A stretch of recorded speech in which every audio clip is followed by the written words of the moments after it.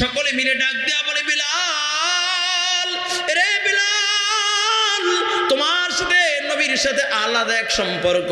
তুমি আজান দিলে নবী হুজরা থেকে বের হয়, তুমি ইকামত দিলে নবী নামাজের মুসল্লায় ইমামতির কাতারে দাঁড়ায়া যায়, আল্লাহু আকবার বলে হাত বেঁধে ফেললে, ও বিলাল যাও যাও এই সংবাদটা আল্লাহর নবীর কাছে পৌঁছায়া দিয়ে আসো। বিলাল বলে, মুয়াজ্জিনি ছাড়তে পারি কিন্তু এই সংবাদ আল্লাহর নবীর কাছে পৌঁছাইতে পারি না, কি করা যায়? সকলে বলেন, আমরা তো সবাই আকিল বালেগ, এই সংবাদ যদি আল্লাহর নবীর কাছে আমরা নিয়ে যাই, নবী যদি নারাজ হয়ে যায়, নবী যদি রাগান্বিত হয়ে যায়, তাহলে আল্লাহর নবী রাগ হয়ে গেলে আমাদের উপরে আমরা কেমন করে নবীর সামনে দাঁড়াইব? তাহলে এই সংবাদটা আমরা আকিল বালেগ যারা আছি আমরা না পৌঁছাইয়া একটা ছোট নাবালেগ বাচ্চা, কারণ বাচ্চাদেরকে নবী বড় মহাব্বত করেন, এই সংবাদটা বাচ্চাদেরকে দিয়ে আল্লাহর নবীর কাছে পৌঁছানো হোক। কাকে দিয়ে এই সংবাদটা পৌঁছানো হবে? কে এই সংবাদটা পৌঁছা দিবে? কয় যায়েদকে আল্লাহর নবী ভালোবাসেন, ওই যায়েদের করে আল্লাহ তাআলা একটা সন্তান দিয়েছেন, নাম হইল ওসামা। কয় ওসামাকেও আল্লাহর নবী বড় ভালোবাসেন। কয় কেনই বা ভালোবাসবে না? ও কলেজের যুবক, একটু দিলের কানটা লাগায়া দাও, আল্লাহর নবী কেন ভালোবাসে জানো নি?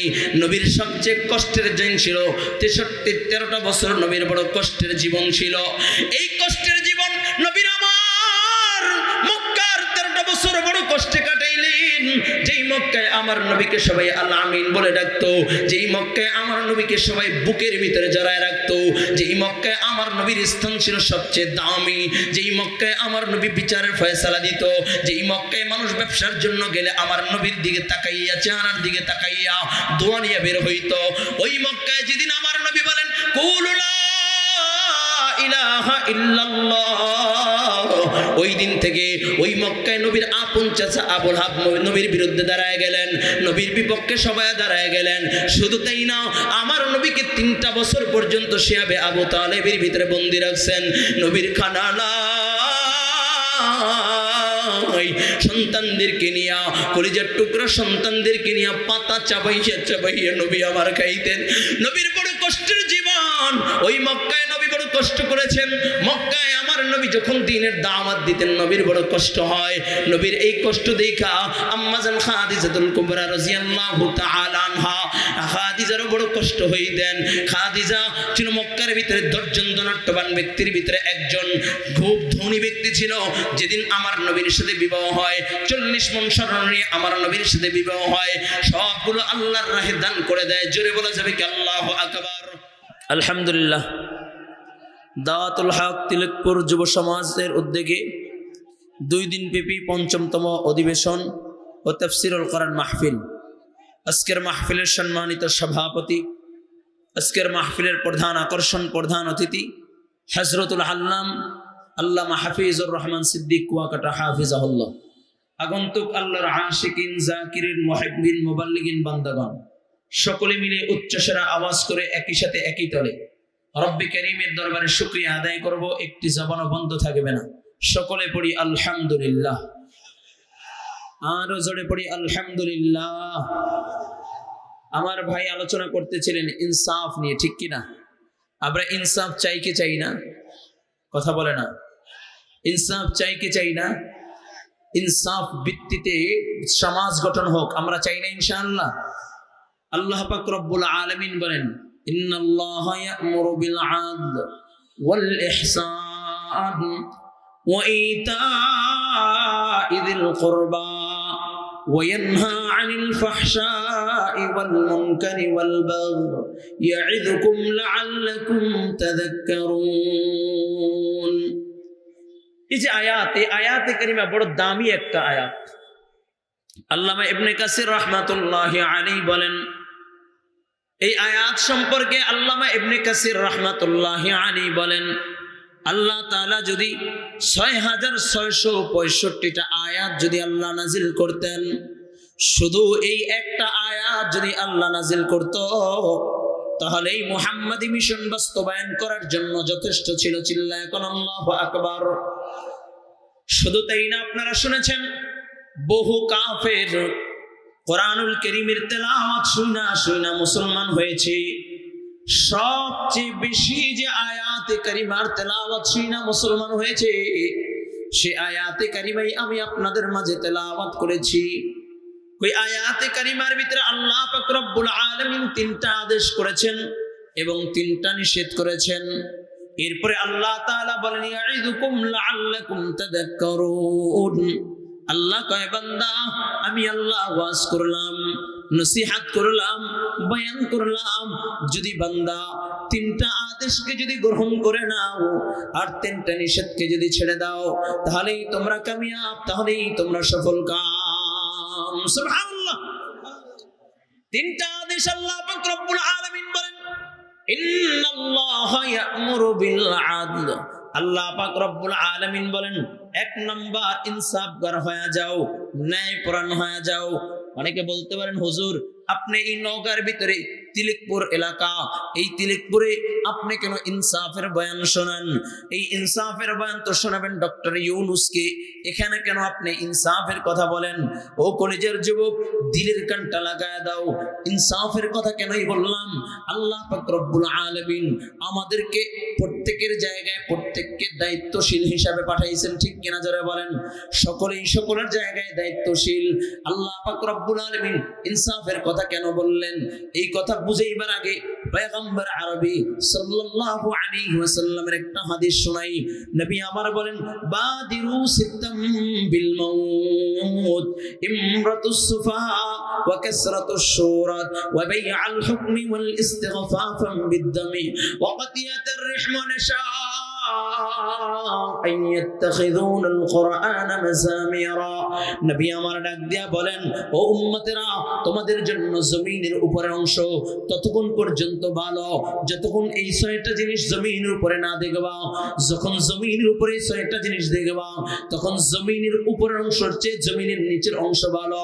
তখন জমিনটা তোমাদের জন্য নিরাপদ থাকবে না, জমিনের শিক্ষিত মানুষের কোনো দাম থাকবে না, জমিনের সুশাল মানুষের কোনো দাম থাকবে না, জমিনের ব্যবসায়ী মানুষের কোনো দাম থাকবে না, জমিনের যুবকদের কোনো দাম থাকবে না, মুরব্বীদের কোনো দাম থাকবে না, ভালো মেয়েদের কোনো দাম থাকবে না। ওই 6টা জিনিস কি? নবী আমার বলেন ইমরাতুস সুফাহা, অযোগ্য লোক যখন নেতা হবে, অযোগ্য লোক যখন নেতৃত্ব স্থানে বসবে, অযোগ্য লোক যখন নেতা হবে তখন যোগ্যতাবান ব্যক্তির সমাজে কোনো দাম থাকবে না, ঠিক কিনা? যেই কথা বলতেছিলাম নবী আমার বলেন ইমরাতুস সুফাহা, অযোগ্য লোক নেতা হবে যাদের কোনো যোগ্যতা নাই, সমাজের ভিতরে যাদের কোনো দাম নাই, টেন্ডারবাজি চাঁদাবাজি সন্ত্রাসী যারা করে তারা হবে নেতা। যখন দেখবা চাঁদাবাজ টেন্ডারবাজ সন্ত্রাস যখন নেতা হবে তখন মনে করবা সমাজের শিক্ষিত লোকের কোনো দাম থাকবে না, সমাজের শিক্ষিত সুশীল মানুষের কোনো দাম থাকবে না। ঠিক 17টা বছর তাকাইয়া দেখলাম যারা যারা আলেমের কোনো দাম নাই, শিক্ষিত মানুষের কোনো দাম নাই, কিন্তু অযোগ্য ওই নর্তকী মমতাজ সংসদে কথা কয়। যখনই দেখলাম মমতাজের মতো অশিক্ষিত, মমতাজের মতো একজন নর্তকী সংসদের মতো পবিত্র জায়গায় দাঁড়াইয়া কথা বলতেছে, তখন আর বুঝে বাকি নাই। তখন মামুনুল হক, আল্লামা খালিদ সাইফুল্লাহ ইউবি, জুনায়েদ বাবুল, এরকম দামি দামি উলামায়ে কেরাম তখন জেলখানায় বন্দী, ঠিক কিনা? নাকি ভুল বললাম? এই জন্য নবী আমার বলেন ইমরাতুস সুফাহা, নবী বলেন অযোগ্য লোক নেতা হবে যাদের কোনো যোগ্যতা নাই, তারা হবে নেতা। ওই যে আপনাদের কুড়িগ্রামের ওদিকে সম্ভবত উত্তরবঙ্গে সিদ্দিক চোরায় নাম একজন, কয় চুরি করেছে, চুরি কইরা টাকার পাহাড় বানাইছে। এখন বিভিন্ন সভা সেমিনারে প্রধান অতিথি থাকে, ঠিক কিনা যারা কন? নবী বলেন যখন দেখবা আমার যোগ্য লোক নেতা হবে তখন যোগ্যতাবান ব্যক্তির কোনো দাম থাকবে না। 2 নম্বর ওয়া কাসরাতুশ শুরাত, নবী বলেন প্রশাসন বেশি হবে, যাদেরকে অপরাধ দমন করার জন্য বানানো হবে তাদের ছত্রছায়ায় অপরাধ করা হয়, ঠিক কিনা যারা বলেন? প্রশাসন বেশি হবে, যাদেরকে নিরাপত্তা দেওয়ার জন্য বানানো হয়েছে তাদের ছত্রছায়ায় গুম হয়েছে, ঠিক কিনা যারা বলেন? খুন হয়েছে, ঠিক কিনা যারা বলেন? তাদের ছত্রছায়ায় টেন্ডারবাজি চাঁদাবাজি হয়েছে, ঠিক কিনা যারা বলেন? ওয়া বাই'আল হুকমি, নবী আমার বলেন বিচার বেচা কেনার আমল চলে আসবে, বিচার বেচা কেনার আমল চলে আসবে, টাকার বিনিময়ে বিচার বেচা কিনা হবে, বিচার বেচা কিনা। দেখেন না তাকাইয়া, কয় 17টা বছর আলেম যাদের কোনো দোষ নাই যারা মানুষের সামনে দাঁড়াই আল্লাহ তাআলার বাণী শুনাইছেন, যারা আল্লাহর নবীর দ্বীনের দাওয়াত দিয়েছেন, কোরআনের কথা বলে জেলখানায় বন্দী ছিল আর অপরাধ কইরা উন্মুক্ত জায়গায় উন্মুক্ত আকাশের নিচে ঘুরছে, ঠিক কিনা যারা বলেন? বুঝেন না আপনারা কথা? কথা বোঝা যায়? কথা বলে না, বুঝতেছেন কথা? বলে বিচার বেচাকেনার আমল চলে আসবে, ওয়াবাইআল হুকমি ওয়াল ইস্তিগফাফাম বিদ্দামি, কয় মানুষের রক্তের কোনো দাম থাকবে না, মানুষের রক্তের কোন দাম থাকবে না। তাকাইয়া দেখলাম ৯২ মুসলমানের দেশে মুসলমানের রক্তের দাম নাই, কিন্তু পাখি মরলে বিচার হয়, কুকুর মরলে বিচার হয়, মানুষ মরলে বিচার হয় না, ঠিক কিনা যারা বলেন? শুধু তাই না, তামাম বিশ্বের দিকে নজর করে তাকাইয়া দেখলাম মুসলমানদের রক্তের কোনো দাম নাই। ফিলিস্তিনি আমার মুসলমান ভাইরা মরে, কোনো প্রতিবাদ নাই। বলে এরকম সুদানে মুসলমানরা মরে, কোনো প্রতিবাদ নাই। আরাকানে মুসলমান মরে, প্রতিবাদ নাই। বলে এরকম আরাকানে মুসলমান মরে, প্রতিবাদ নাই। কিন্তু আমরা তাকাইয়া দেখলাম বিশ্বের মানবাধিকার পরিষদ যারা বড় বড় কথা বলে, বাংলাদেশেও তাদের অফিস খুলেছে, বাংলাদেশেও তাদের অফিস খুলেছে, অথচ গাজার মুসলমানদের পাশে দাঁড়ায় নাই। বলে বলে গাজার মুসলমানের পাশে দাঁড়ায় নাই, বলে ওই সুদানের মুসলমানের কাছে দাঁড়ায় নাই, আরাকান কাশ্মীরের মুসলমানের কাছে দাঁড়ায় নাই। ৯২ মুসলমানের দেশে অফিস করার উদ্দেশ্য হলো যে এই দেশে মানুষ কাঁধে কাঁধ মিলাইয়া দলমত নির্বিশেষে বসবাস করে, সেই দেশের ভিতরে দাঙ্গা হাঙ্গা সৃষ্টি করার জন্য তারা অফিস করেছে, ঠিক কিনা? এখন আসেন, আমি যে বললাম আল্লাহ বলেন ইন্নাল্লাহা ইয়া'মুরু বিল আদল, আল্লাহ বলেন ইনসাফগার হয়ে যাও, ন্যায়পরায়ণ হয়ে যাও। কেন আল্লাহ পাক রব্বুল আলামিন ইনসাফের কথা বলেছেন? ও কলিজার যুবক, ভালো করে বুঝো, যারা ইনসাফ প্রতিষ্ঠা করবে তাদের দাম কেমন। পয়গম্বর আরবি সাল্লাল্লাহু আলাইহি ওয়াসাল্লাম বলেন, কাল কিয়ামতের ময়দানে আল্লাহ পাক রব্বুল আলামিন ৭ শ্রেণীর মানুষদেরকে আল্লাহ তাআলা আরশে আজিমের নিচে ছায়া দান করবেন। এর ভিতরে একদল হলো আল ইমামুল আদিল, ন্যায়পরায়ণ বাদশা। চিল্লায় কোন আল্লাহু আকবার, আরো জোরে কোন আল্লাহু আকবার। ও কলিজার যুবক, কেন এতগুলো কথা বললাম? আমরা মনে করেছিলাম ৫ই আগস্টের পরে এক সুন্দর মনোরম পরিবেশ পেয়েছি, কিন্তু তাকাইয়া দেখলাম যাকে প্রধান উপদেষ্টা রূপে আমরা বসাইলাম, ওই যাকে দিয়া ভূত ছাড়াইবার জন্য বসাইলাম তাকেই ভূতে ধরেছে, ঠিক কিনা যারা বলেন?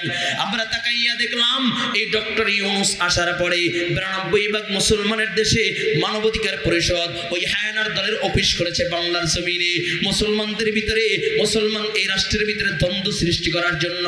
শুধু সেটাই করে ক্ষান্ত হয় নাই, কয় নারী কমিশন নামে, বলে এরকম একটা মানে নারী পরিষদ নামে এরকম একটা প্রতিবেদন ডক্টর ইউনূসের কাছে জমা নিয়েছে, যেখানে লেখা আছে কুরআনুল কারীমের ভিতরে আল্লাহ তাআলা ১৭ জায়গায় ভুল করেছে। বলেন নাউজুবিল্লাহ, আস্তে নয় জোরে বলেন নাউজুবিল্লাহ।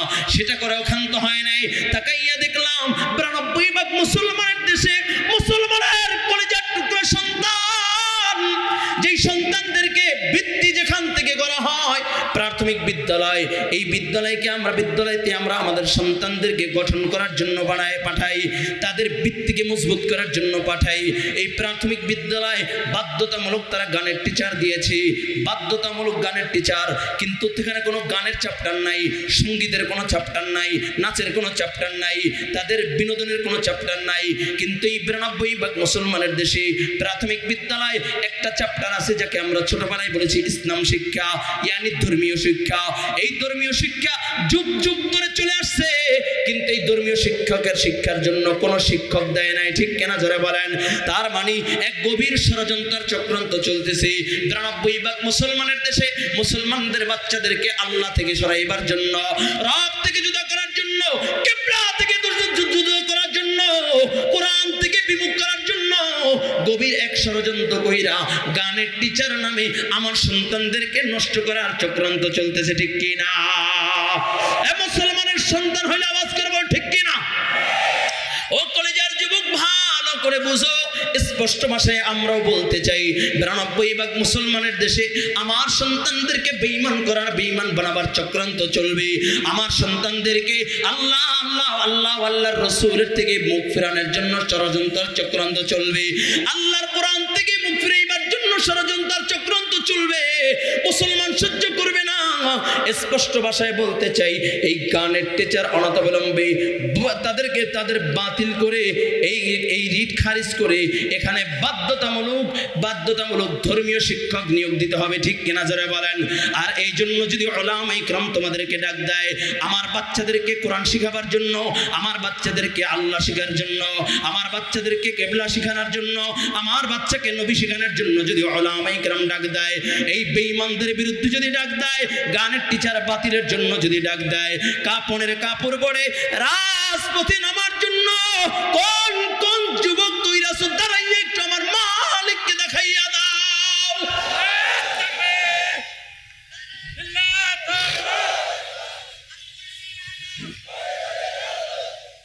তৈরি আছে তো ইনশাআল্লাহ? নানা ধরনের চক্রান্ত আর ষড়যন্ত্রের ভিতরে আক্রান্ত হয়ে যাচ্ছে, ঠিক কিনা জোরে বলেন। একের পর এক মুসলমানদের অনুভূতির ভিতরে আঘাত আসতেছে, ঠিক কিনা জোরে বলেন। শুধু তাই আমরা তাকায়া দেখলাম বাউল শিল্পীরা, এর ভিতরে একজন আবুল সরকার বাউল শিল্পী, এ আমার রবকে নিয়ে কটূক্তি করেছে, ঠিক কিনা জোরে বলেন। আমার রবকে নিয়ে রবকে গালি দিয়েছে, কোরআনকে নিয়ে কটূক্তি করেছে। ও নওগাঁর মুসলমান, ভালো করে বুঝো, এই বাউল শাউল ফাউল বাউলদের জায়গা 92% মুসলমানের দেশে হতে পারে না, ঠিক কিনা যারা বলেন। মিয়া হলুদ মিডিয়া আমাদের পক্ষে কথা বলবে না, সবুজ মিডিয়া আমাদের পক্ষে কথা বলবে না, প্রিন্ট মিডিয়া আমাদের পক্ষে কথা বলবে না, ইলেকট্রিক মিডিয়া আমাদের পক্ষে কথা বলবে না। আমি মিডিয়া হয়ে যাব যাতে ইসলাম বিদ্বেষী কার্যক্রম আমার সামনে হবে। আমি মুসলমানের সন্তান হয়ে, এক রবের গোলাম হয়ে, নবীর উম্মত হয়ে, আমি সাংবাদিকতা পেশাকে গ্রহণ করে আমি আমার ফেসবুকে, আমি আমার ওয়ালপেপারে, আমি আমার ইন্টারনেট আর ফেসবুকে আমি আমার জবান দিয়ে প্রতিবাদ করব। কে পারবেন? আল্লাহু আকবার। পারবেন তো ইনশাআল্লাহ? আজকের মাহফিল ইসলামের শত্রুরা, ইসলামের শত্রুরা আলকুরআনে আলো লিল্লাহ তাকবীর। কলিজার যুবক ভালো করে বুঝেন, এখানে যারা আসছি আমি আপনাদেরকে একটা মেসেজ দিচ্ছি। আজ থেকে এই যে আউল ফাউল বাউল এভাবে লিখবেন ফেসবুকে, আউল ফাউল বাউলদের জায়গা 92% মুসলমানের দেশে হবে না। এই 2-1 জন বললে হবে? সবাই বলেন ঠিক কিনা? আউল ফাউল বাউলদের জায়গা 92% মুসলমানের দেশে হবে না, ঠিক কিনা যারা বলেন। আমার রবকে যারা গালি দিয়েছে, আমার রবের ব্যাপারে যারা কুরুচিপূর্ণ কথা বলেছে, কোরআনকে যারা অবমাননা করেছে, তার বিচার শুধু জেলখানায় বন্দী করলেই হবে না। আমাদের হৃদয়ের দাবি হলো 92% মুসলমানের সামনে তার প্রকাশ্যে বিচার হবে। একটাই বিচার, একটাই সিদ্ধান্ত, তাকে কতল করে হত্যা করে মৃত্যুদণ্ড দিতে হবে, ঠিক কিনা যারা বলেন। তৈরি আছেন তো ইনশাআল্লাহ? এখন আসেন, আল্লাহ পাক রব্বুল আলামিন বলেন ইন্নাল্লাহা ইয়া'মুরু বিল আদল, ইনসাফগার হয়ে যাও, ইনসাফ প্রতিষ্ঠা করে। ইনসাফ প্রতিষ্ঠা করব কেমনে? সরকারে দো আলম রাহমাতুল লিল আলামিন নবী মুহাম্মদুর রাসূলুল্লাহ, সবাই বলি সাল্লাল্লাহু আলাইহি ওয়াসাল্লাম, আরো জোরে পড়েন সাল্লাল্লাহু আলাইহি ওয়াসাল্লাম। হাতটা জাগান এভাবে, এখন কর গুই না পড়েন সাল্লাল্লাহু আলাইহি ওয়াসাল্লাম। জবান মুসলমানের বাচ্চা হইলে জবান বন্ধ থাকবে না। সাল্লাল্লাহু আলাইহি ওয়াসাল্লাম, সাল্লাল্লাহু আলাইহি ওয়াসাল্লাম, সাল্লাল্লাহু আলাইহি ওয়াসাল্লাম, সাল্লাল্লাহু আলাইহি ওয়াসাল্লাম। হাত উঁচু করে এভাবে কেন বললাম? কারণ আমরা নবীর নাম শুনি কিন্তু আমাদের ভিতরে মোহাব্বত নাই, ঠিক কিনা জোরে বলেন। আমরা দুরূদ পড়ি না, ঠিক কিনা জোরে বলেন। অভ্যাস, যতবার নবীর প্রতি নবীর নাম শুনবো দুরূদ পড়বো। কারণ যখন নবীর নাম নেওয়া হয়, যখন কোনো উম্মত নবীর উপরে দুরূদ পড়ে, আল্লাহ তাআলা 10টা গুনাহ মাফ করে দেন, 10টা রহমত বর্ষণ করেন, 10টা মর্তবা বাড়ায়া দেন। আল্লাহ পাক রব্বুল আলামিন বলেন ইন্নাল্লাহা ওয়া মালাইকাতাহু ইউসাল্লুনা আলান নবী ইয়া আইয়ুহাল্লাযীনা আমানু সাল্লু আলাইহি ওয়া সাল্লিমু তাসলিমা। চিল্লায় কেন আল্লাহু আকবার। আমরা এই আয়াতটাকে জেলাফি খাওয়ার আয়াত বানাইছি। এই আয়াতটাকে জেলাফি খাওয়ার আয়াত। যদি ইমাম সাহেব জুমার নামাজের পরে এই আয়াত পড়ে, তাহলে মনে করে আজকে মসজিদে জিলাফি আছে, ঠিক কিনা জোরে বলেন। এই হাকিকত যদি মুসলমানের সন্তান বুঝতো, তাহলে সারাদিন আমার নবীর প্রতি দুরূদ পড়তো, ঠিক কিনা যারা বলেন? আল্লাহ পাক রব্বুল আলামিন বলেন, হে ঈমানদারগণ, তোমরা আমার নবীর উপরে দুরূদ পড়ো।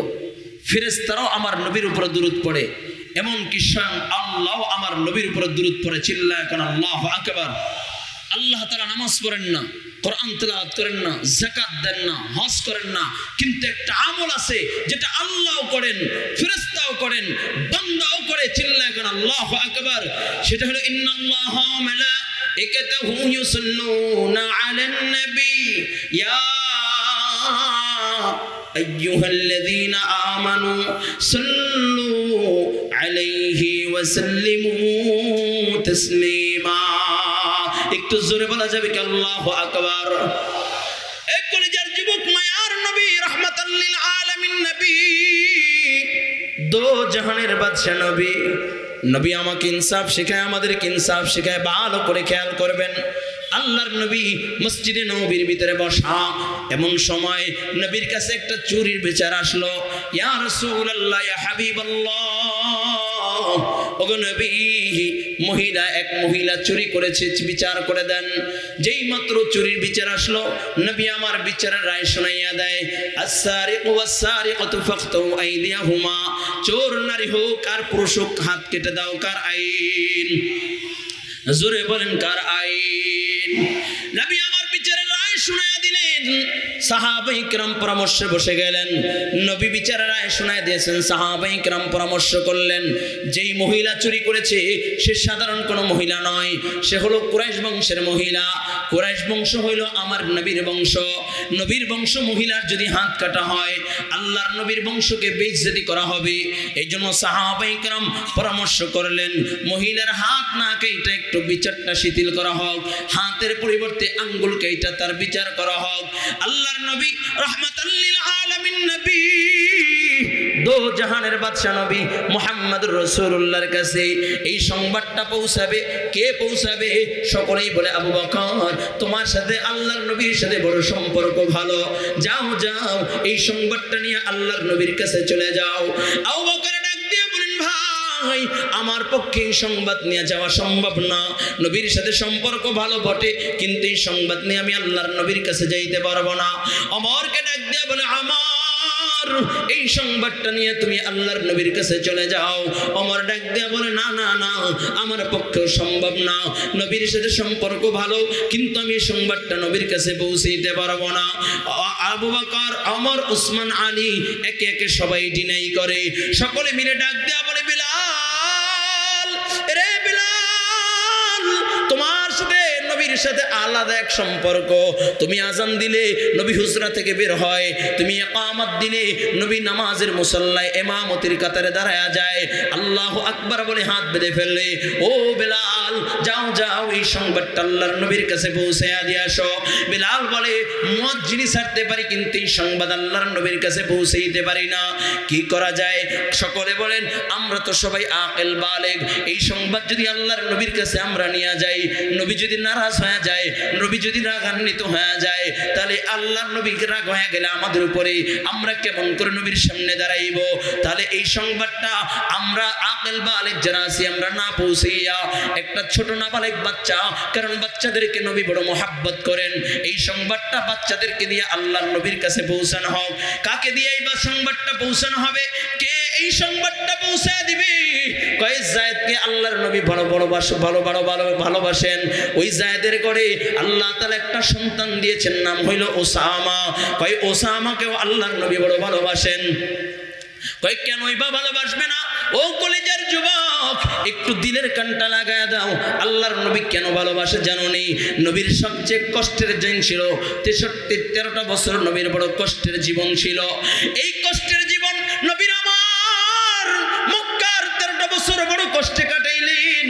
যেই মক্কায় আমার নবীকে সবাই আল আমিন বলে ডাকতো, যেই মক্কায় আমার নবীকে সবাই বুকের ভিতরে জড়ায় রাখতো, যেই মক্কায় আমার নবীর স্থান ছিল সবচেয়ে দামি, যেই মক্কায় আমার নবী বিচারের ফয়সালা দিত, যেই মক্কায় মানুষ ব্যবসার জন্য গেলে আমার নবীর দিকে তাকাইয়া, চেহারার দিকে তাকাইয়া দোয়া নিয়ে বের হইতো, ওই মক্কায় যেদিন আমার নবী বলেন কুলু লা ইলাহা ইল্লাল্লাহ ওই দিন থেকে ওই মক্কায় নবীর আপন চাচা আবুল হাব নবীর বিরুদ্ধে দাঁড়ায় গেলেন, নবীর বিপক্ষে সবাই দাঁড়ায় গেলেন। শুধু তাই না, আমার নবীকে 3টা বছর পর্যন্ত শিয়াবে আবু তালেবের ভিতরে বন্দী রাখছেন। নবীর খানা নাই, সন্তানদেরকে নিয়া, কলিজার টুকরা সন্তানদেরকে নিয়া পাতা চাবাইয়া চাবাইয়া নবী আমার খাইতেন। নবীর বড় কষ্টের জীবন। ওই মক্কায় নবী বড় কষ্ট করেছেন। মক্কায় আমার নবী যখন দ্বীনের দাওয়াত দিতেন নবীর বড় কষ্ট হয়।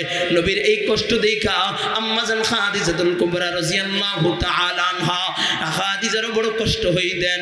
খাদিজা ছিল মক্কার ভিতরে 10 জন ধনাঢ্যবান ব্যক্তির ভিতরে একজন, খুব ধনী ব্যক্তি ছিল। যেদিন আমার নবীর সাথে বিবাহ হয়, 40 মণ স্বর্ণ নিয়ে আমার নবীর সাথে বিবাহ হয়, সবগুলো আল্লাহর রাহে দান করে দেয়। জোরে বলা যাবে কি আল্লাহু আকবার? আর জোরে আওয়াজ করে মুমিনের আওয়াজে বল আল্লাহু আকবার। ও কলিজার যুবক, আল্লাহর নবী রাহমাতাল লিল আলামিন নবী যখন দ্বীনের দাওয়াত দিয়ে ঘুরে আসতেন, ঘরের দরজার সামনে দাঁড়াইয়া যেই মাত্র ডাক দিতেন, খাদিজা দরজা খোলো, আম্মা জান দরজাটা খুলিয়া দিতেন। খাদিজা দরজা খুলিয়া বলতেন, লাব্বাইকা ইয়া রাসূলুল্লাহ, ও আল্লাহর নবী আমি খাদিজা হাজির। নবী আমার ডাক দিয়া বলতো, ও খাদিজা তুমি কি ঘুমাও নাই? তুমি কেন রাত্রবেলা জাগিয়া রইলা?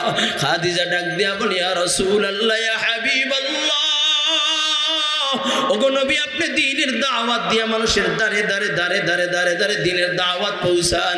ক্লান্ত শরীর নিয়ে যখন রাতের বেলা ঘরে পৌঁছান, আমি যদি বিছনায় ঘুমাইয়া যাই, আপনি যদি আমার ঘরের দরজার সামনে দাঁড়াইয়া খাদিজা খাদিজা খাদিজা বলে ডাক দেন, আল্লাহ পাক রব্বুল আলামিন যদি নারাজ হয়ে যায়, কেমন করে আমি আল্লাহ তাআলার দরবারে দাঁড়াইব? ওই আম্মা জান খাদিজাতুল কুবরা রাদিয়াল্লাহু তাআলা আনহা তার চাচাতো ভাই ডাক দিয়া কয়, খাদিজা তোমার তো চলতে বড় কষ্ট হয়, তোমার সম্পদ সব আল্লাহর রাহে বিলীন করে দিলা। ও খাদিজা, এই যে 4টা গোলাম আছে, এই 4 গোলাম থেকে তোমার যেটা পছন্দ আমি তোমাকে সেইটা হাদিয়া দিয়ে দিব, তুমি নিয়ে যাও, কোনো বাধা নাই। আম্মা জান খাদিজাতুল কুবরা রাদিয়াল্লাহু তাআলা আনহা 4টা গোলামের দিকে তাকাইয়া দেখে একটা গোলাম মাথাটা নিচের দিকে দিয়ে তাকায়া রয়েছেন। আম্মা জান ডাক দিয়া বলে, ভাই এই গোলামটা আমার পছন্দ হয়েছে, এই গোলামটা তুমি আমাকে দিয়া দাও। গোলামটাকে যখন দিয়া দেয়, আম্মা জান গোলামটাকে নিয়ে আল্লাহর নবীর কাছে চলে যায়। ডাক দিয়া বলে, ইয়া রাসূলুল্লাহ, ইয়া হাবিবাল্লাহ, ওগো নবী আমার ভাই আমাকে এই গোলামটা হাদিয়া দিয়েছে, আমি মনে করি আমার চেয়ে বেশি প্রয়োজন আপনার দ্বীনের কাজে বড় উপকারী হবে, এই গোলামটা আমি আপনাকে হাদিয়া দিয়া দিলাম। চিল্লায় কোন আল্লাহু আকবার। নবী আমার গোলামের দিকে তাকাইয়া দেখে নম্র ভদ্র, ডাক দিয়া কয়, নাম কি? বলে যায়েদ। আল্লাহর নবী ডাক দিয়া কয়, যায়েদ যাও যাও তোমাকে আজাদ করে দিলাম। চিল্লায় বলা যাবে কি আল্লাহু আকবার। যায়েদ আমার নবীর চেহারার দিকে তাকাইয়া বলে, গোলাম আজাদ করে দেয়, সে তো সাধারণ কোনো মানুষ হতে পারে না। এই বলি আল্লাহর নবীর চেহারার দিকে তাকাইয়া আমার নবীর সন্ধান খুঁজতে শুরু করে, যে গোলাম আজাদ করে দেয় সে সাধারণ কোনো মানুষ নয়। যায়েদ এই নিয়াতে আমার নবীর দরবারে থাইকা গেলেন। কিছুদিন পরে যায়েদের পরিবার যায়েদকে নেওয়ার জন্য উট বকরি নিয়ে আল্লাহর নবীর দরবারে হাজির। আমার সন্তান যায়েদকে দিয়া দাও, আজাদ করে দিয়াও নিয়ে যায়। আল্লাহর নবী ডাক দিয়া বলে, উট দেওয়ার দরকার নাই, বকরিরও দরকার নাই, আমি তো বহু আগেই যায়েদকে আজাদ করে দিয়েছি, নিয়ে যাও, কোনো বাধা নাই। যায়েদের হাতটা দইরা কয়, চলো চলো বাবা, চলো চলো চলো বাড়িতে যাই। যায়েদ মাথাটা নিচের দিকে দিয়া ডাক দিয়া কয়, বাবা তুমি আমার বাবা হইতে পারো, কিন্তু আমি তোমার সাথে যাইতে পারি না। ও বাবা, আমি যেই ঘরে আছি এটা হলো মুহাম্মদুর রাসূলুল্লাহর ঘর, এই ঘরে জিবরাইল আল্লাহর কোরআন নিয়ে হাজির হয়। এরে বাবা, তুমি আমার বাবা হইতে পারো, আমাকে জন্ম দিতে পারো, কিন্তু আমি তোমার সাথে যাইতে পারি না। এই ঘর ছাইরা আমি কোথাও যাব না, কারণ এই ঘরে জিবরাইল আমিন কোরআন নিয়ে নাজিল হয়। এটা হলো মুহাম্মদুর রাসূলুল্লাহর ঘর। নবী আমার এই কথা শুই না অবাক হইয়া আল্লাহর নবী যায়েদের হাতটা দইরা বাইতুল্লাহর সামনে নিয়ে যায়।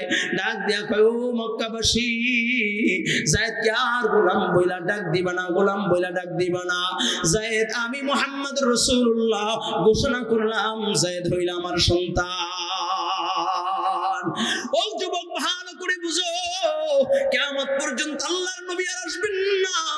আবু বকর আসবে না, আবু বকর এসে বলবে না তুই আমার মহাব্বতের, ওমর এসে বলবে না তুই আমার পরিবারের, উসমান এসে বলবে না তুই আমার ভালোবাসার, আলী এসে বলবে না তুই আমার মহাব্বতের, তুই আমার হাসান হুসাইনের মতো একজন। আল্লাহর নবী আর কারো মাথায় হাত দিয়া বলবে না তুই আমার ভালোবাসা, তুই আমার সন্তান। কিন্তু যুগে যুগে কিছু ওয়ারিস নবী যারা আল্লাহ তাআলার ওই লোহে মাহফুজ, যে লোহে মাহফুজের ইলম আল্লাহ তাআলা 23 বছরে আল্লাহর নবীর উপরে আল্লাহ তাআলা নাজিল করেছেন, ওই লোহে মাহফুজের ইলমগুলো যুগে যুগে কিছু ওয়ারিস নবীর কলজায় থাকবে। এমন ওয়ারিস নবী যদি কারো মাথার উপরে হাত দিয়া বইলা বলায় তুই আমার পরিবারের, তুই আমার মহাব্বতের, তুই আমার ভালোবাসার, আল্লাহর কসম কইরা বইলা যায় এই মহাব্বত আর এই ভালোবাসাটাই কাল কিয়ামতের ময়দানে নাজাতের জরিয়া হইতে পারে। এই জন্য কলিজার যুবক উলামায়ে কিরামদেরকে গালি দিবা না, উলামায়ে কিরামের বিরুদ্ধাচরণ করবা না, উলামায়ে কিরামের কাছ থেকে দোয়া নিবা। কারণ উলামায়ে কিরামের কাছ থেকে দোয়া নিলে উলামায়ে কিরাম যদি তোমার দিকে তাকাইয়া দোয়া কইরা ফেলায়, এমন এমন ওয়ারিসে নবী আছে যাদের ভিতরে ইলম আছে, আল্লাহর মাহবুব বান্দা, তারা যদি তোমাকে নিয়ে হাত উঠাইয়া দোয়া কইরা ফেলায়, আল্লাহ তাআলা এই দোয়ার বদৌলতেও আল্লাহ তাআলা জাহান্নামের খাতা থেকে নামটা কাইটা আল্লাহ তাআলা জান্নাতি খাতায় নাম উঠাইয়া দিতে পারে। সুবহানাল্লাহ। মুকদ্দার पर नजर शिकवा न हो उम्मीद उम्मीदी, ज़ावले इल्म हो इरफा से निगाहे मर्द मोमिन से बदल जाती है तकदीरी, निगाहे मर्द मोमिन से बदल जाती है तकदीरी। कहे আল্লাহ ওয়ালা বুজুর্গদের নজরের বদৌলতে আল্লাহ তাআলা কখনো কখনো বান্দার তাকদীর পাল্টায় দেয়। সুবহানাল্লাহ। এই জন্য উলামায়ে কেরামের কাছ থেকে দোয়া নিবা তো ইনশাআল্লাহ। জোরে বলো ঠিক পারবা তো ইনশাআল্লাহ। এরকমই একজন ওয়ারিস নবী খতিবুল উম্মাহ মাওলানা হাফিজুর রহমান সিদ্দিক কুয়াকাটা হাফিজাহুল্লাহ আমার আপনার মাঝে আসবেন, আজকে দোয়া করবেন। ও কলেজের যুবক, আল্লাহর ওলির কাছ থেকে দোয়া নিবা, হয়তোবা এই দোয়াটা কাল কিয়ামতের ময়দানে নাজাতের জরিয়া হতে পারে। ঠিক কিনা জোরে বলেন। আল্লাহর নবী সাল্লাল্লাহু আলাইহি ওয়াসাল্লাম বাইতুল্লাহর সামনে দাঁড়াইয়া ডাক দিয়া বলে, ও মক্কাবাসী, যায়েদকে আর গোলাম বইলা গালি দিবা না, গোলাম বইলা গালি দিবা না। আমি মুহাম্মাদুর রাসূলুল্লাহ সাল্লাল্লাহু আলাইহি ওয়াসাল্লাম ঘোষণা করলাম, আমি হইলাম যায়েদের সন্তান, যায়েদের পিতা যায়েদ হইল আমি মুহাম্মাদুর রাসূলুল্লাহর সন্তান। সুবহানাল্লাহ। ওই করে আল্লাহ পাক রব্বুল আলামিন ওই যায়েদের ঔরসে একটা সন্তান দিয়েছেন, নাম হইল ওসামা। ওসামাকে আল্লাহর নবী বড় ভালোবাসেন, ওসামাও আল্লাহর নবীকে ভালোবাসেন। সাহাবায়ে কেরাম ডাক দিয়া কয়, ওসামা যাও যাও এই সংবাদটা নিয়ে আল্লাহর নবীর কাছে পৌঁছায়া দাও। আল্লাহর নবীকে বলবা। সাহাবায়ে কেরাম বলেছে হাত না কেটে একটু আঙ্গুল কেটে বিচার শিথিল করার জন্য বলেছে। নবী আমার মসজিদে নববীর ভিতরে শোয়া, ডান কাতে নবী আমার চাটার উপরে শোয়ে রয়েছে।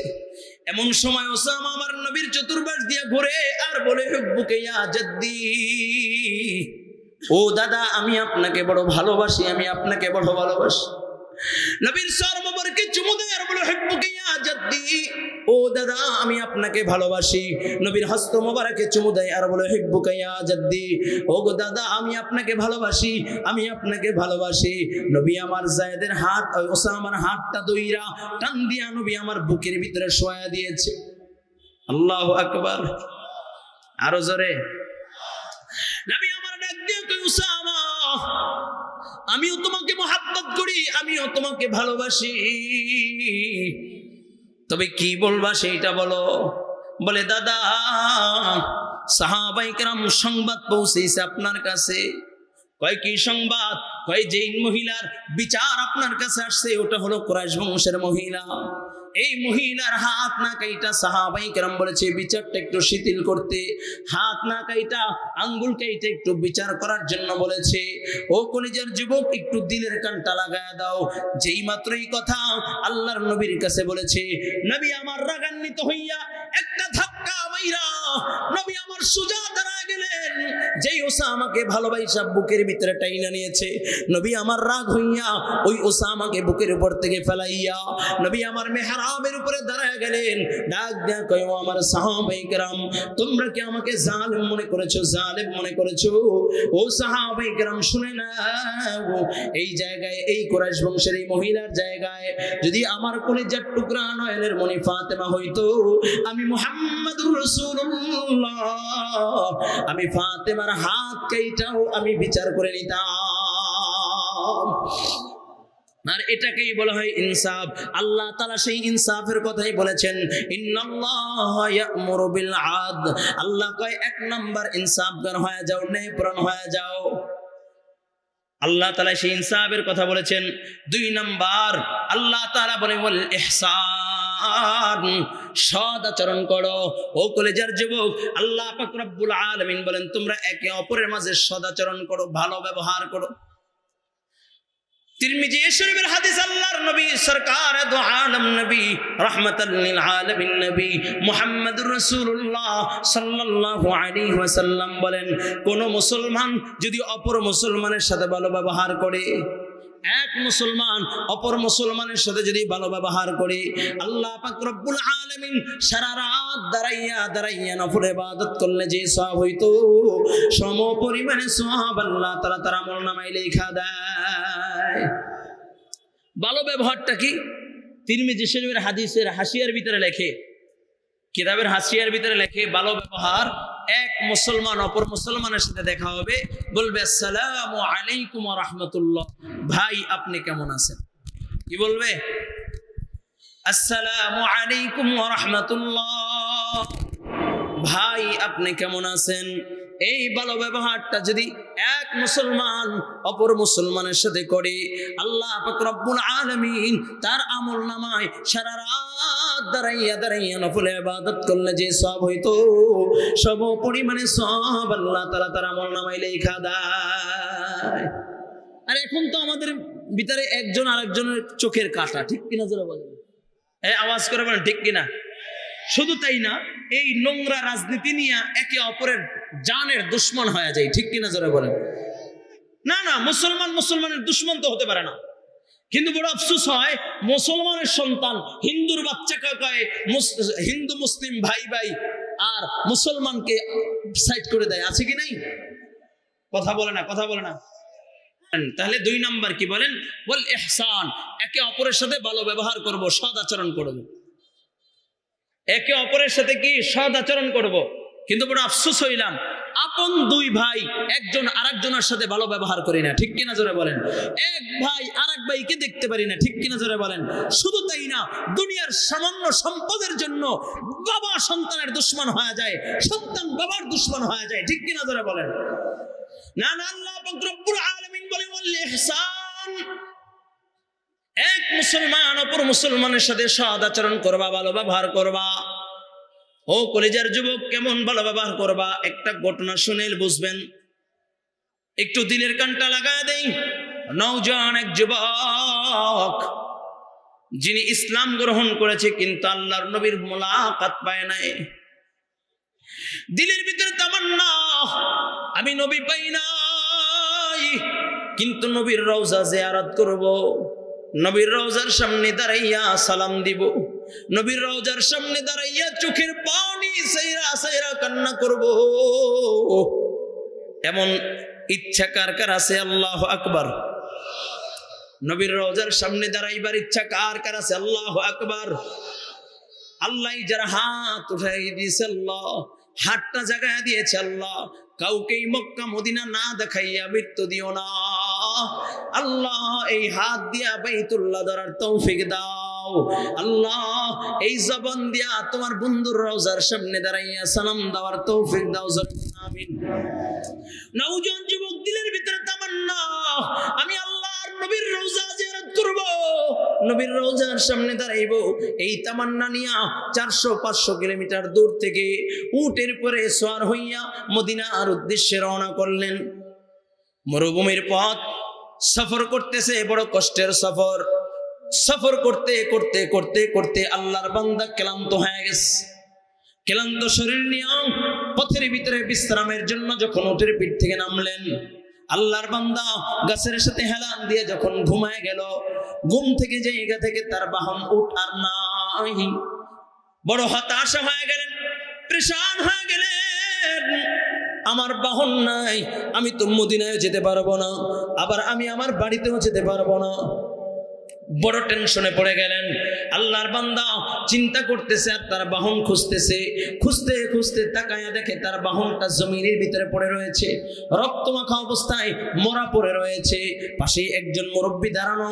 যুবক ডাক দিয়ে বলে, চাচা, আমার এই বাহনটাকে কে মেরেছে আপনাকে দেখেছেন? মুরব্বী ডাক দিয়া বলে, ভাতিজা, আমি তোমার বাহনটাকে মেরেছি।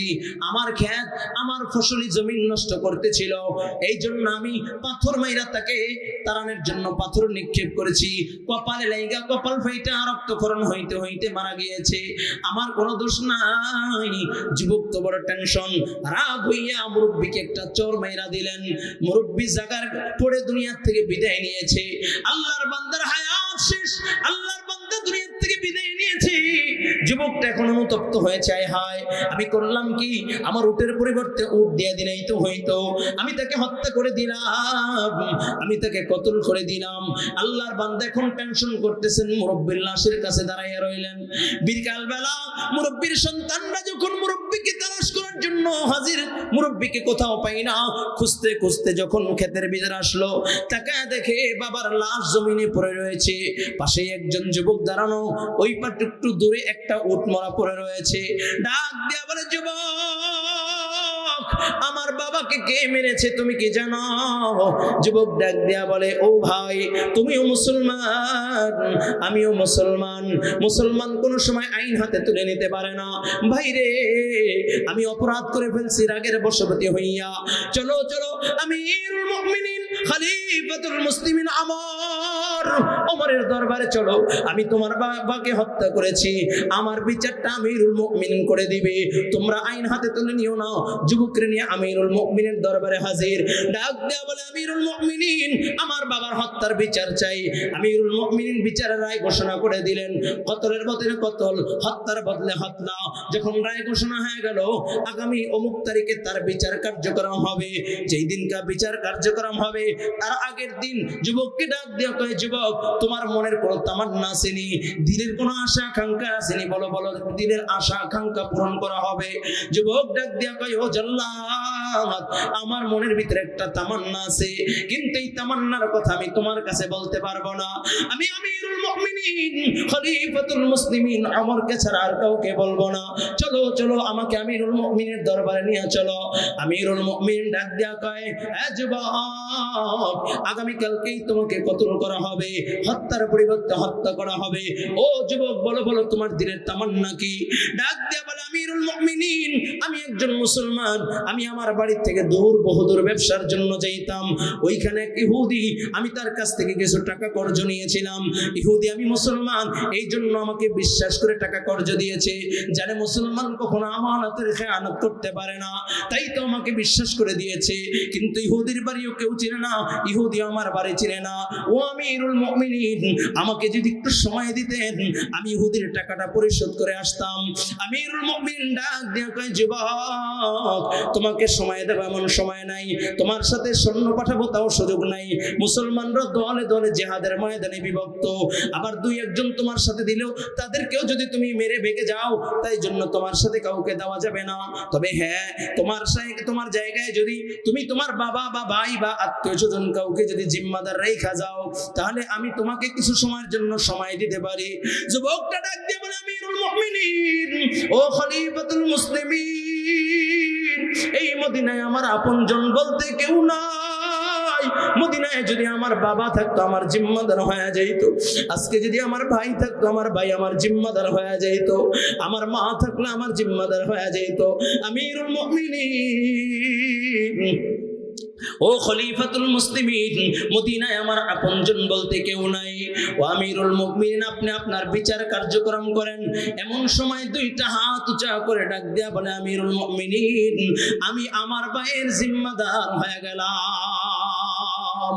কে হাত জাগাইছেন? কয় নবীর একজন আশিক সাহাবী হযরত আবু যর গিফারি রাদিয়াল্লাহু তাআলা আনহু। হযরত আবু যর গিফারি খাদিমে খায়রুল বাশর, হযরত আবু যর গিফারি खादिमे खैरुल बशर, मुस्तफा की खिदमतों से जिंदगी भर ना बनाया अपना घर। कहे আবু যর হাত উঠাইয়া বলে, ও আমিরুল মুমিনিন, আমি আমার ভাইয়ের জিম্মাদার হয়ে গেলাম। আমিরুল মুমিনিন খলিফাতুল মুসলিমিন আমার ডাক দিয়া বলে, আবু যর চিনো না জানো না তার জিম্মাদার হয়ে গেল। আবু যর ডাক দিয়া বলে, আমিরুল মুমিনিন চিনার দরকার নাই। আল্লাহর নবী বলেছেন, আল মুসলিমু আখুল মুসলিম, মুসলমান মুসলমানের ভাই। আমার ভিতরে তার সাথে রক্তের কোনো বন্ধন নাই, রক্তের কোনো সম্পর্ক নাই, কিন্তু কোরআন হাদিসের বন্ধনে আবদ্ধ করে গিয়েছেন। আল্লাহর নবী রাহমাতাল লিল আলামিন নবী বলেছেন, মুসলমান মুসলমানের ভাই ও আমিরুল মুমিনিন। এই জন্য আমি আমার মুসলমান ভাইয়ের জিম্মাদার হয়ে গেলাম। আমিরুল মুমিনিন ডাক দিয়ে কয়, আবু যর আমি তোমার জিম্মাদারিতে তাকে ছেড়ে দিলাম, তবে হ্যাঁ তোমাকে জেলখানায় বন্দী করার দরকার নাই, আমি তোমাকেও ছেড়ে দিলাম, তবে আগামী মাসের প্রথম শুক্রবার এই যুবকের বিচার করা হবে। যুবক যদি তার আগে চলে আসে তো আলহামদুলিল্লাহ, আর যদি না আসে তাহলে তা এই যুবকের জায়গায় তোমার বিচার করা হবে। যুবককে বিদায় দিয়ে দিলেন। যুবক তার বাড়িতে চইলা গেলেন। যুবক ইহুদের বাড়িতে যাই ইহুদের টাকা পরিশোধ করে দিলেন। ইহুদের টাকা পরিশোধ কইরা ঘরে আইসা ডাক দিয়ে কয়, মা রে মা, জীবনে বহু লোক খানা খাওয়া দিয়েছ রে মা। এরে মা, জীবনে যতবার বিদায় নিয়েছে আবার তোমার সাথে মোলাকাত করেছি। এরে মা, জীবনে বহু লোকমা খানা খাওয়া দিয়েছ, আজকে শেষবারের মতো একটা লোকমা খানা খাওয়া দাও। এরে মা, দাও দাও, একবার আমাকে খানা খাওয়া দাও। আমি বহুবার সফর করেছি, ব্যবসার জন্য বের হয়েছি, আবার আইসা তোমার সন্তান তোমার সামনে হাজিরা দিয়েছি, আজকে শেষবারের মতো বিদায় নেই, আর জিন্দেগিতে তোমার সন্তান তোমার সামনে দাঁড়াইবে না। বাবাকে ডাক দিয়া কয়, বাবা রে বাবা, দাও দাও বাবা, তোমার বুকটা একটু পাইটা দাও। রে বাবা, জীবনে কত তোমার বুকে মাথা রেখা ঘুমাইলাম, বাবা দাও দাও, একটু তোমার বুকটা পাইটা দাও। রে বাবা, আমি তোমার বুকে একটু মাথা রেখা ঘুমাইতে চাই, একটু দাও বাবা, বুকটা পাইটা দাও। আমি জীবনে যতবার বিদায় নিয়েছি আবার তোমার সন্তান তোমার কাছে হাজির হয়ে গেছে। যুবক সন্তান বিদায় নিয়া গোরাকে সুন্দর করে সাজাইয়া মদিনার উদ্দেশ্যে রওনা করলেন। এদিকে জুমার আজান হয়ে গেছে। আমিরুল মুমিনিন খলিফাতুল মুসলিমিন ডাক দিয়ে কয়, আল্লাহ যাও যাও, এখন পর্যন্ত যুবকের কোনো খবর নাই। যুবক বিদায় নিয়ে চলে গেলেন।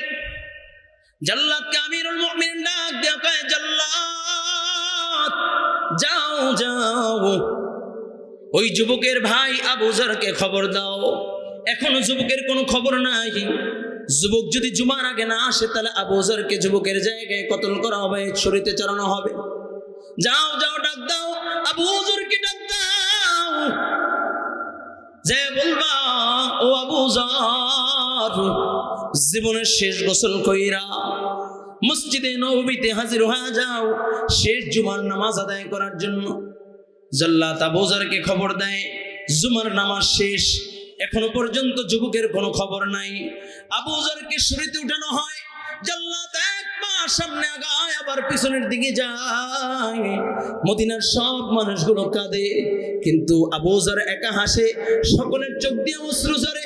ডাক দিয়া বলে, তোমরা কেন কাঁদো? কয়, আবু যর কেনই বা কাঁদবো না? ও আবু যর, আমরা কেনই বা কাঁদবো না? তুমি হইলে আল্লাহর নবীর সাহাবী। কেমন সাহাবী জানোনি? ও কলিজার যুবক, একটু দিনের কানটা লাগায়া দাও। আবু যর এমন একজন সাহাবী, যেই সাহাবী আসমানের জমিনের যত ফেরেশতা আসে সমস্ত ফেরেশতারা আবু যরকে চিনে।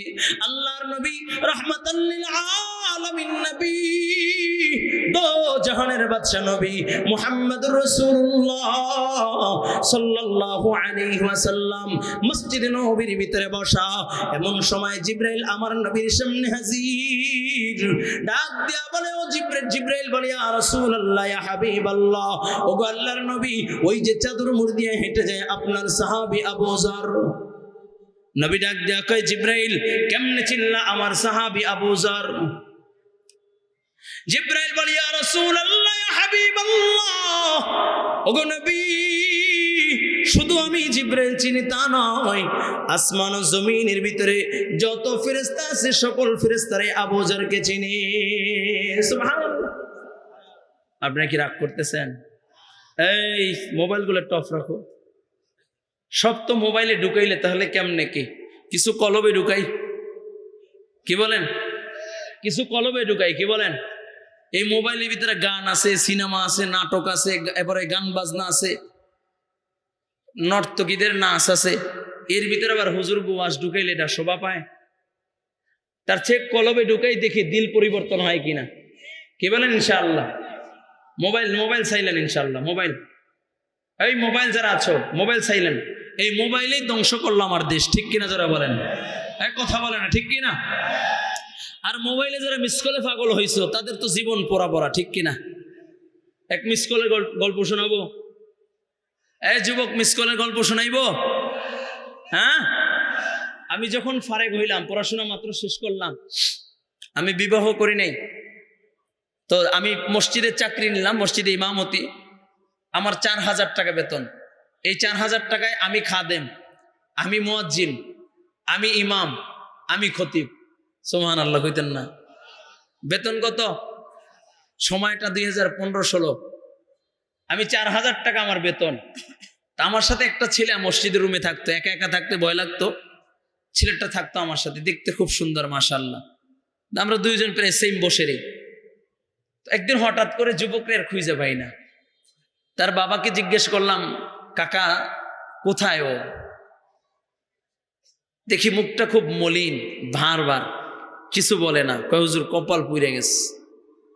তো কিছুদিন পর দেখা, কই কেউ ভাই তোমার তো কোনো খবর নাই, কোথায় গেলা হারায়, কোনো খবর টবর নাই। কয় ভাই কপাল পড়ছে। আমি কই কেমন? কয় মিস কলে পাগল হইয়া প্রেম করছিলাম, আমি এতবার বললাম একটু দেখা করি, কয় না দেখা করা যাবে না। আমি বললাম একটু দেখা করি, কয় না আমি কালো। আমি বলছি কালোই আমার কাছে ভালো।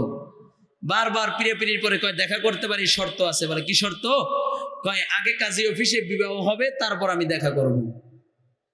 যুবক, মিস কলের ফাটি ভালো করে শুনো, আগে কাজী অফিসে বিবাহ হবে, এরপরে দেখা করব।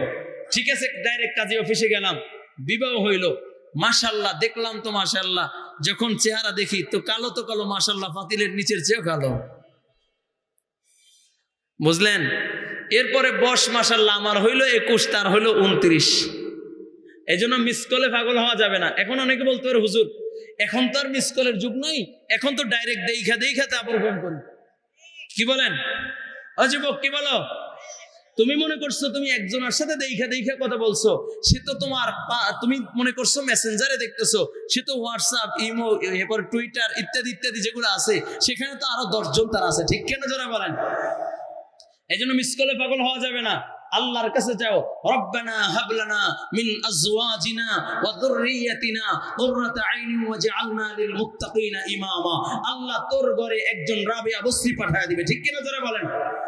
হ্যাঁ, চাবা কার কাছে? এখন চাইতেও আছে, আবার পার্কেও দৌড়াইতেছো, তাও তো হবে না, কি বলেন? এই জন্য এখন থেকে চাও, দুনিয়ার যত বন্ডামি আর নষ্টামি ছেড়ে দাও, দেখবা আল্লাহ তাআলা তোমার ঘরে একজন রমণী পাঠায় দিবে। নবী বলে হুয়া নারুকা হুয়া জান্নাতুকা। তোমার স্ত্রী যদি ভালো হয় তোমার ঘরটা জান্নাত, তোমার স্ত্রী যদি খারাপ হয় তোমার ঘরটা জাহান্নাম, ঠিক কিনা যারা বলেন? যারা বিবাহ করছে জিজ্ঞাসা করেন, যদি বউ খারাপ হয় তাকে ওর মতো দুঃখী আর কেউ নাই, ঠিক কিনা যারা বলেন? আর যদি বউ ভালো হয় ওর মতো সুখী আর কেউ নাই। এই জন্য চেয়ে নিবেন কার কাছ থেকে? হ্যাঁ জোরে বলেন, চেয়ে নিবেন কার কাছ থেকে? আরো জোরে বলেন। এখন তো আবার বিবাহ কইরা কয় হুজুর ব্যবসা ভালো, বিবাহ কইরা একটা পেজ খুইলা আর ইউটিউবে একটা চ্যানেল খুইলা এখন কাপল ব্লগ, কি কয়? যুবক কি বলো? বউ দিয়ে ব্যবসা করে। আমি বলি যারা এই বউ দিয়ে ব্যবসা করে ফেসবুক আর ইন্টারনেটে ইউটিউবে, যারা বউর চেহারা দেখাইয়া দেখাইয়া দেখাইয়া দেখাইয়া ব্যবসা করে খায়, ওদের থেকে যারা পতিতালয় থাকে তারা ভালো, ঠিক কিনা যারা বলেন? আল্লাহ তোরে পুরুষ বানাইছে কেন? তোর বউ দিয়ে ব্যবসা করে খাইতে হবে। তোমার স্ত্রীকে আল্লাহ তোমার অধীনে ছেড়ে দিয়েছেন, ঠিক কিনা ধরে বলেন? তার খোরপোশ, তার দেখাশোনার দায়িত্ব তোমার উপরে, ঠিক কিনা ধরে বলেন? তার চেহারা দেখাইয়া খাওয়ার জন্য আল্লাহ পাঠায় নাই, ঠিক কিনা ধরে বলেন? এখন শুনি যারা বিবাহ করেছেন, ভালো করে শুনেন। অনেকে বলো হুজুর করে শান্তি নাই, শান্তি নেই। শান্তি কেমনে থাকবে? রাত্রবেলা মোবাইল একটা নিয়া স্ত্রী মাশাল্লাহ খাটের ওইখানায়, স্বামী মাশাল্লাহ খাটের ওইখানায়, দুইজনে ফেসবুক নিয়ে বইসা থাকছেন। এভাবে কিয়ামত পর্যন্ত শুয়ে থাকলেও শান্তি আসবে না, ঠিক কিনা যারা বলেন? শান্তি আসতে হলে আল্লাহর নবীর সুন্নতকে করে বাস্তবায়ন করো, দেখবা শান্তি আসবে, ঠিক কিনা যারা বলেন? হযরতে ফাতেমা রাদিয়াল্লাহু তাআলা আনহার ঘরে টাকা ছিল না, ধন দৌলত ছিল না, বস্ত্র ছিল না, খাবার ছিল না, কিন্তু শান্তির অভাব ছিল না, ঠিক কিনা? এই আওয়াজ করে বলো, ঠিক কিনা? শান্তি চান, ঘরে শান্তি চান এমন কে কে আছেন? আল্লাহু আকবার। ওমা এ ফুলাবান ওরাও ঘরে শান্তি চান, সবাই শান্তি চান, মাশাআল্লাহ। আল্লাহ কবুল করেন। শান্তির একটা আমল শিখাইয়া দেই, নিবেন? শান্তির আমল নিবেন? পর্দার আমার মা বোনরা যারা আছেন একটু দিলের কানটা শুনেন। দিলের কান, বুখারীর বর্ণনা। দিনের কোন অংশে বা রাতের কোন অংশে স্বামী স্ত্রী যদি একে অপরের দিকে তাকাইয়া মুস্কি হাসি দেয় বা কথোপকথন করে, গল্প গুজব করে, আল্লাহ পাক রব্বুল আলামিন ওই ঘরের ভিতরে রহমত বর্ষণ করেন। চিল্লায় করেন আল্লাহু আকবার। ওই ঘরের জন্য আল্লাহ তাআলা বরকতের দ্বার খুইলা দেয়। চিল্লায় করেন আল্লাহু আকবার। এই জন্য আমল করবেন তো ইনশাআল্লাহ। ঘরে ঢুকলে কি বলবেন? আসসালামু আলাইকুম ওয়া রাহমাতুল্লাহ। পারবেন না? কথা বলে না, কথা বলে না। পারবেন তো ইনশাআল্লাহ? কই হুজুর আমি হইলাম বেড়া মানুষ, আমি কেন বিড়িগো সালাম দিব? আম্মা জান আয়েশা সিদ্দিকা রাদিয়াল্লাহু তাআলা আনহা বলেন, নবী আমার ঘরে প্রবেশ করতে গেলে আমি লুকায়া থাকতাম নবীকে আগে সালাম দেওয়ার জন্য, কিন্তু জীবনে কোনোদিন নবীকে আগে সালাম দিতে পারি নাই। বলুন সুবহানাল্লাহ। আমি আর নবীর চেয়ে কি তুমি বড় হয়ে গেছো? কথা বলে না, কথা বলে না। নবীর চেয়ে কি তুমি বড় হয়ে গেছো? আজ থেকে ঘরে ঢুকলে কি বলবেন? জোরে বলেন, জোরে সালাম দিবেন ঘরের বিবিকে, ঠিক কিনা? নবী আমার বলেন হুব্বিবা ইলাইয়া মিন দুনিয়াকুম সালাস। নবী আমার বলেন দুনিয়ার ভিতরে তিনটা জিনিস আমার কাছে প্রিয়। চিল্লায় বলেন আল্লাহু আকবার। কয়টা জিনিস? জোরে বলেন কয়টা? আঙ্গুল জাগান, কয়টা? হ্যাঁ জোরে। ওই সবাই জাগায় নাই, দেখছো? কয়টা? এক নম্বর আত্মীব, সুগন্ধি পছন্দ। যারা বিড়ি খান, আমার নবীর সুন্নত তো তাদের কার্যকারী হয় না, ঠিক কিনা? হ্যাঁ, আমি মাঝে মাঝে চিন্তা করি যারা বিড়ি খায় এদের বিবিরা কিভাবে তাদের সাথে থাকে। বুঝুন, ওদের হাত দিয়ে গন্ধ, জামা দিয়ে গন্ধ। আমাদের কি জন্য বাচ্চু আছে না, বাচ্চু আনসারি সাহেব এত সুন্দর মিলে মিলে কয়, মাঝে মাঝে শুনি হাসি লাগে। আসলে বিড়ি যারা খায় তাদের বউরা কিভাবে থাকে আমার মাঝে মাঝে প্রশ্ন জাগে, ঠিক কিনা? এই জন্য যুবক ভাইরা আমার, নবী কয় আত্মীব সুগন্ধি পছন্দ, দুর্গন্ধ পছন্দ না, ঠিক কিনা যারা বলেন? সুগন্ধির ব্যাখ্যায় মুহাদ্দিসিনে কেরামগণ বলেন, সুগন্ধির ব্যাখ্যায় এক স্বয়ং সুগন্ধি নবীর কাছে পছন্দ। আরেকটা হলো ভাই প্রত্যেকটা আমলকে যদি রূপ দেখা হয়, প্রত্যেকটা আমলকে যদি একটা রেখা দেওয়া হয়, রূপরেখা দেওয়া হয়, তার থেকে সুঘ্রাণ ছড়াবে। চিল্লায় কোন আল্লাহু আকবার। আর প্রত্যেকটা বদ আমল, প্রত্যেকটা গুনাহকে যদি এরকম রূপরেখা দেওয়া হয় তাহলে ওর থেকে দুর্গন্ধ ছড়াবে। এই জন্য নবী বলেন অতীব সুগন্ধি পছন্দ, এক সুগন্ধি। দুই নম্বরে ইবাদত আমার নবীর কাছে পছন্দ। চিল্লায় কোন আল্লাহু আকবার। তিন নম্বর নবী বলেন নিসা, মহিলা আমার কাছে পছন্দ। যুবকরা কয় এতক্ষণ পর একটা মনের কথা কইছেন, ওই দেখছেন ঠিক এতক্ষণ পরে একটা মনে, এইটাই তো চাচ্ছিলাম। নবী বলেন ওয়ান্নিসা, মহিলা আমার কাছে পছন্দ। মহিলা পছন্দ তার মানে যুবক সবক নাও, মহিলা পছন্দ মানে আমার নবী বলেন আমার কাছে আমার মা হিসাবে মা সবচেয়ে দামি। চিল্লায় কোন আল্লাহু আকবার। আমার কাছে আমার বিবি হিসাবে আমার বিবি সবচেয়ে দামি। আল্লাহ আল্লাহ কবুল করেন। যুবক ভাইরা 1 মিনিট একটু পরীক্ষা করা হোক। 1 মিনিট পরীক্ষার জন্য তৈরি আছে তো ইনশাআল্লাহ? পরীক্ষার জন্য কে কে তৈরি আছেন? আল্লাহু আকবার। এভাবে বললে হবে না, এভাবে বললে হবে না। তাকায় দেখেন, আজকে আমার নবীকে নিয়ে কটূক্তি করা হয়, আমার রবকে নিয়ে ব্যঙ্গ করা হয়। আমার রবের দুশমনদের কোনো অভাব নাই। যত ধরনের আউল ফাউল বাউল আছে যারা আমার নবীকে গালি দিবে, আমার রবকে গালি দিবে, এমন আউল ফাউল বাউলদেরকে ধরে জিন্দা দফন করার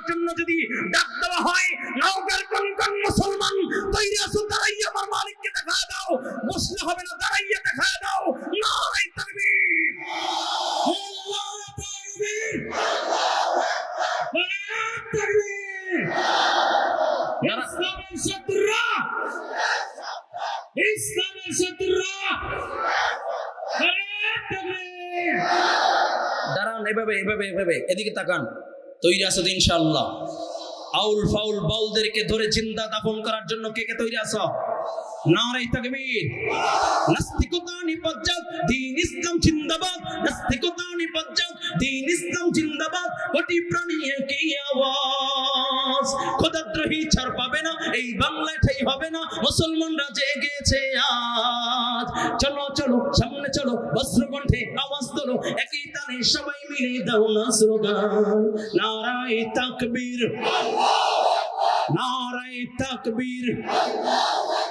দিন ইসলাম, দিন ইসলাম জিন্দাবাদ, জিন্দাবাদ।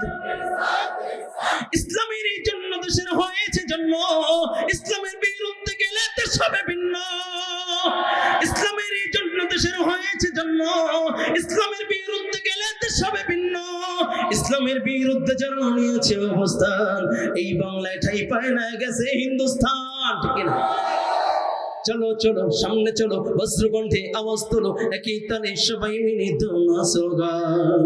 নারায়ে তাকবীর, নারায়ে তাকবীর। মুসলমানের এই দেশেতে নাস্তিকদের ঠাই নাই, নাস্তিকদের পক্ষে যারা তাদের কোনো রক্ষা নাই। এই আওয়াজ তো ঠিক কিনা? মুসলমানের এই দেশেতে বাউলদের ঠাই নাই, বাউলদের পক্ষে যারা তাদের কোনো রক্ষা নাই। এই দেশেতে থাকতে হলে কোরআন মানতে হবে, কোরআন না মানিলে বিতাড়িত হবে। ঠিক কিনা? চলো চলো সামনে চলো, বজ্রকণ্ঠে আওয়াজ তোলো, একই তালে সবাই মিলে দাও না স্লোগান। নারায়ে তাকবীর, নারায়ে তাকবীর। দিন ইসলাম, দিন ইসলাম জিন্দাবাদ, জিন্দাবাদ। আজকের মাহফিল